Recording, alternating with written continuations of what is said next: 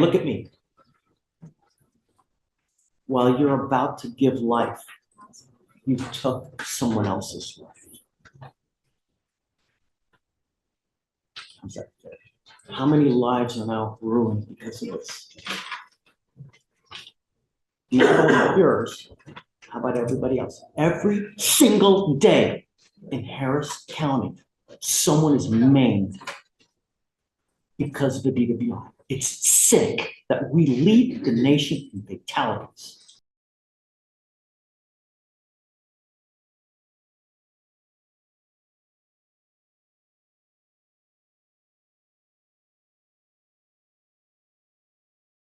Welcome to today's courtroom drama, and buckle up, because this one is packed with shocking twists. We've got multiple defendants, ranging from violent assault cases to drug possession and probation violations. Each of them faces real consequences that could completely change their lives, and the stakes couldn't be higher. In this session, you'll see a judge balancing tough love with firm legal authority, defendants trying to defend the indefensible, and even family members stepping in. But here's the kicker. Just when you think you've heard it all, one defendant drops a line so outrageous it leaves the entire room stunned. Stay with us, because you don't want to miss how this all unfolds. And there's a fatality as a result. Yes, sir. Can you please read to me what happened? Yes, sir. This crash happened back on December 24th of last year. Officers were advised of a four-vehicle crash at 5:37 a.m. on the 6300 block of I-45 South here in Harris County. Investigators observed massive damage on a Chrysler, indicating a head-on impact, massive force damage on a Mitsubishi, indicating a T-bone impact to the driver's side. Officers spoke with the HFD firefighter who was on his way to work and observed the Chrysler strike the Mitsubishi. The Chrysler cut in front of him, causing him to swerve to the right and hit an Amazon truck. He states that this defendant was the driver and sole occupant of the Chrysler, and the driver of the Amazon truck confirms the wheel witness's story and stated that he clipped the Chrysler as he was coming to a stop. The complainant was taken to the hospital where she was pronounced deceased. Right here, the court lays out a disturbing allegation. A girlfriend of 5 years, a long-term relationship. But instead of trust and respect, it turns violent. Witnesses describe the defendant striking her multiple times, even as she tried to get away. Think about the courage it takes for witnesses to step in, and the sheer recklessness of threatening security guards. And here's a legal point. In domestic violence cases, even if the victim later refuses to cooperate, the bruises, the witnesses, and the police reports can all keep the case alive. That's exactly what's happening here. Officers observed an unopened beer can in the driver's seat of the Chrysler. This defendant stated that she was the driver and that she struck the vehicle. They observed a strong odor of alcohol on her breath, red glassy eyes, and slurred speech. She was transported to the hospital, and a DRE arrived, and she was Mirandized and she waived her rights. She stated that an SUV was stopped in a lane and she tried to swerve to avoid hitting it and then crashed into the other vehicle. She admitted to consuming 4 to 5 12-ounce twisted teas and smoking marijuana. And alcohol in the car while she's driving. Yes, sir. SFSTs were done. She scored 6 out of 6 on the HGN. She did not have vertical gaze nystagmus, and officers observed a lack of convergence. They were not able to do the walk and turn and one leg stand due to her injuries of a broken arm and sternum. There was a blood warrant and residual search warrant that were done, and her blood, Your Honor, came back at a 0.025 for ethanol, and she had, yes, 0.25, yes, sir. And then she had marijuana and cocaine in her system. And what's the offer that you have worked out? We worked out an 18-month probation offer with 7 days as a condition, Your Honor. Did you catch that? I got her a ring, therefore I can do whatever I want to her. That's not just arrogant. It's chilling. Marriage, love, or engagement doesn't give anyone ownership over another person. In fact, statements like this can be devastating in court because they reveal mindset and intent. Judges listen carefully to these words. To an audience, it sounds like justification for abuse, and in the eyes of the law, that can make things much worse. Viewers, let me ask you, what would you do if you heard someone make this kind of claim in real life? That's not in the fact that there's a dead body in this case. Why is it not an intoxication? It's a causation issue, Judge. We looked at it for an upgrade, is my understanding, because the other vehicle was on the roadway. Legally speaking, there's a causation problem, Judge, so that's why we came to the agreement that we have the families on board. I'm not, sorry, I'm not gonna take the direction. You have a dead body here. She has cocaine in the system. She's got foods in the car while she's driving and a dead body. I'm not down with that. No, we're gonna have to do something else, but I would be remiss a week in jail where we have a dead body. Yes, sir. This is where the judge steps in with what's called a magistrate's order of emergency protection.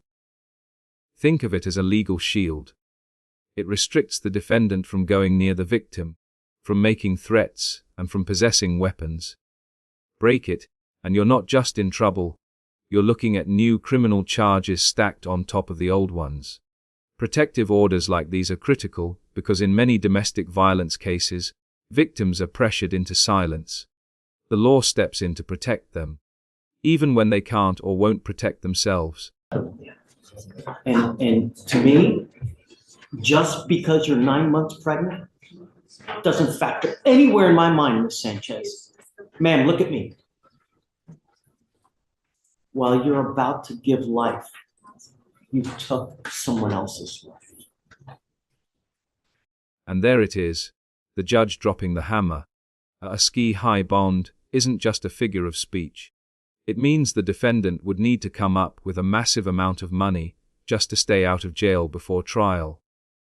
Bonds are designed to ensure defendants show up to court, but when someone repeatedly shows violence or disregard for the law, judges raise the price tag sky high. It's a legal way of saying, if you can't follow my orders, you're not walking free. Honestly, do you think a bond increase really changes behavior? Or is jail inevitable at this point?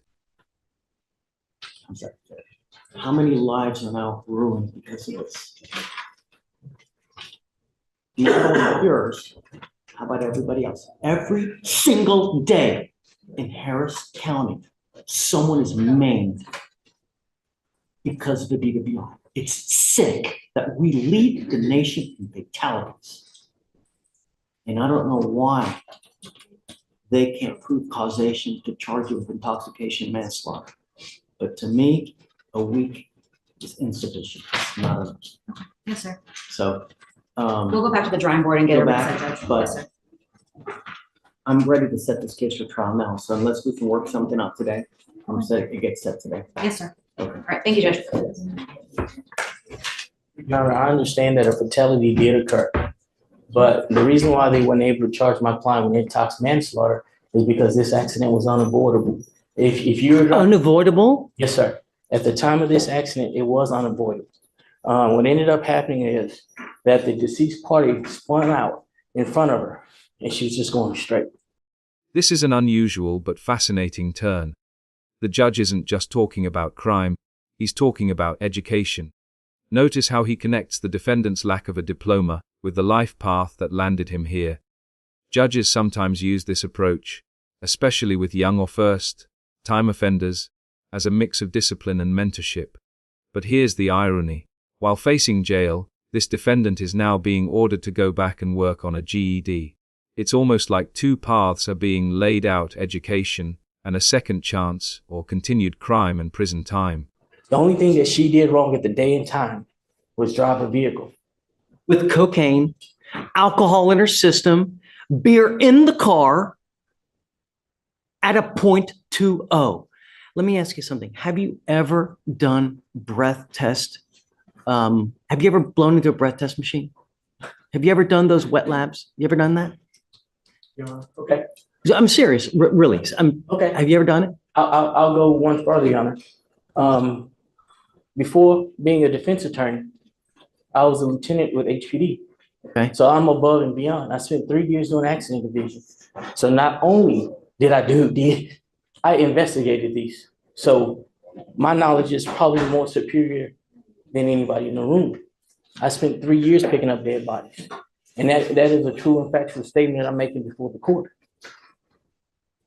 So yes, sir, I have. I did, as part of training when I was a defense lawyer, I went to these classes where we took the breath test machines apart, did all kinds of experiments, did these drinking wet labs where you drink and then you blow into the machine. And the one time we did it, we downed a bunch of booze and I blew into the machine and I was lit, right? And I blew a 14 and I was lit, man. And now all I did was I blew a 14, right? 0.14. She's at a 0.2. 0.025, Judge. Here comes one of the most human moments in the courtroom, a mother stepping in. While the judge threatens official drug testing, mom is already testing her son at home. It shows how family often becomes part of the justice process. But here's the tough question. Should responsibility for keeping someone sober really fall on the parent? Or should the system take over? Courts love to see family support, but at the end of the day, it's the defendant who has to make the choice. What do you think? Is this tough love from the judge enough? Or is it just delaying the inevitable? 0.025. 0.02. Yes, sir. Okay. I thought you said 0.20. No, sir, no, it's 0.025 with the cocaine and THC. No, so she's not 3 times or 4 times over the legal limit, yeah?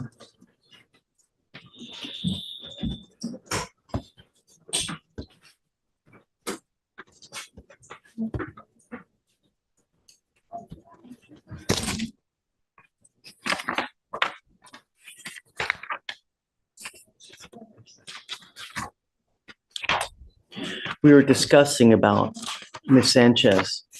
We were discussing when for you to do your jail time. Should we have you do it immediately to where you have the baby in jail? Is that cruel and unusual punishment? But then again, is a dead body cruel and unusual punishment? Ouch. The judge just caught him zoning out. Courtroom etiquette matters, and looking bored while a judge is literally deciding your future. Not a good move.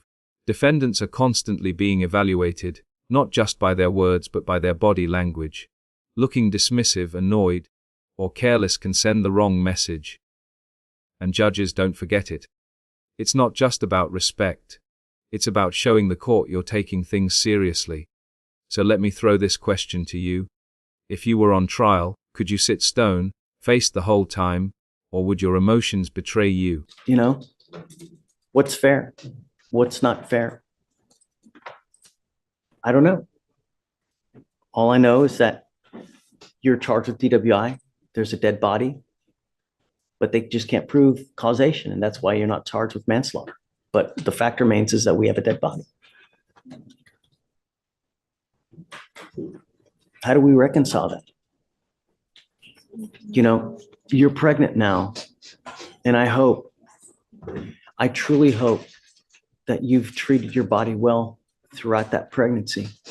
Because if you haven't, and you've used anything while you're on probation, you're guaranteeing yourself a life of babysitting of a potential baby that will have developmental, potential psychological, physiological issues that you'll have to babysit for the rest of your life, which is punishment in and of itself. It's not fun.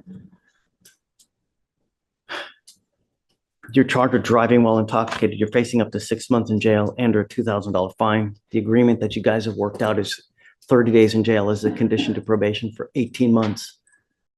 And just when you thought this case was cooling down, it escalates again. This time, not out on the streets, but inside a treatment facility. Think about that for a second. A place designed for rehabilitation turning into a boxing ring. The defendant isn't just accused of one altercation, but multiple incidents, including throwing punches while someone was sleeping. Judges take these cases seriously because treatment facilities are supposed to be safe zones. Violence here signals a bigger issue, not just a lack of control, but an unwillingness to change. At this point, probation isn't looking likely.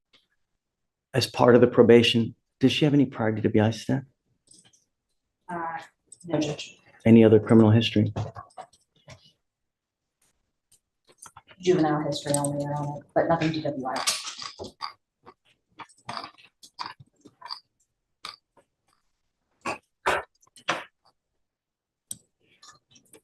What all were you wanting done on the probation? Correct. Yes, sir.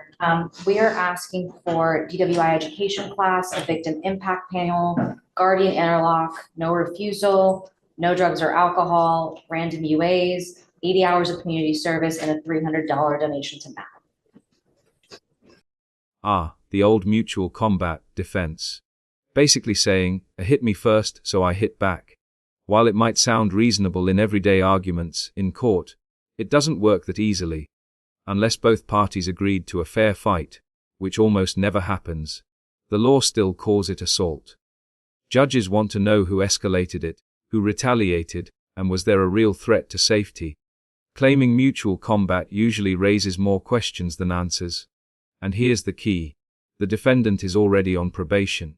That changes the stakes completely. Even a small fight can now send him straight to prison. Is this how you understand the conditions, Ms. Sanchez? I will keep you to it strictly. I'm going to monitor you myself. You will report to me here to the court so that I make sure everything gets done well. If you are not in compliance, I will issue a warrant for your arrest. You will be put into jail, and then you'll be facing up to 180 days in jail. If you test positive for alcohol or any kind of drugs, I will put you in a treatment facility in the jail. Do you understand, ma'am? No alcohol, no dope, no driving. You must have what does she have now? Does she have a scram right now?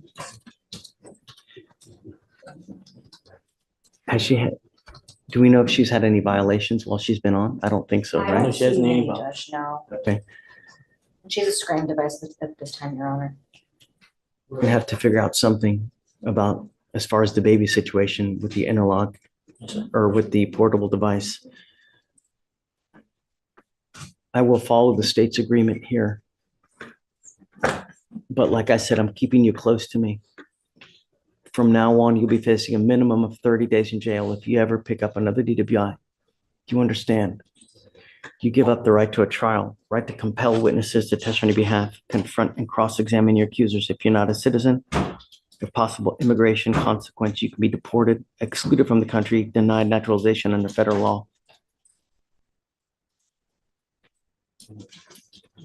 Hey, if you can do the repeat offender DWI education class, did you say victim impact panel? Yes, sir. How many? One. One victim impact panel.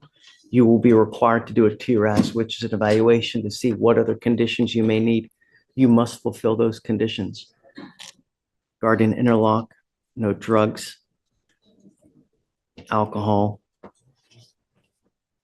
random UA. When are you set to deliver, ma'am? What day? August 28th. This is where the gavel comes down hardest. The judge bars him from returning to the treatment center. Why? Because the facility was supposed to be about recovery, not continued violence. And here's the sad reality. Resources like these are limited, and if you abuse the opportunity, someone else takes your spot. The court can't risk sending him back into the same environment with the same victim. Instead, his future now lies in the hands of a felony court, where punishments are harsher and chances for leniency shrink. For many defendants, this is the point of no return. When do you think we should do the time?